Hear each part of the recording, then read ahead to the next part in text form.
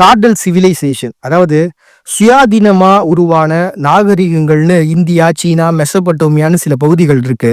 அதுல ஒண்ணுதான் இந்த பகுதி.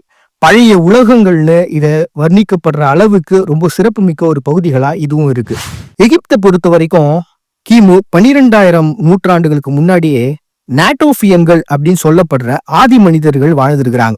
இவங்களுடைய காலத்துலதான் நிரந்தரமான குடியிருப்புகள் இருந்திருக்கு. முதல் முறையா விவசாயமும் பண்ணிருக்கிறாங்க. இந்த மக்கள் ஜோர்டான், சிரியா, லெபனானு, பாலஸ்தீனம்னு நிறைய பகுதிகளில் வாழ்ந்திருக்கிறாங்க. ஒரு சிலர் எழுதினுடைய கட்டுரைகள்ல இந்த நாட்டோபியன்கள் நைல் நதிக்கு அருக வாழ்ந்திருக்கிறாங்க அப்படின்ற ஒரு குறிப்பு வச்சிருக்கிறாங்க.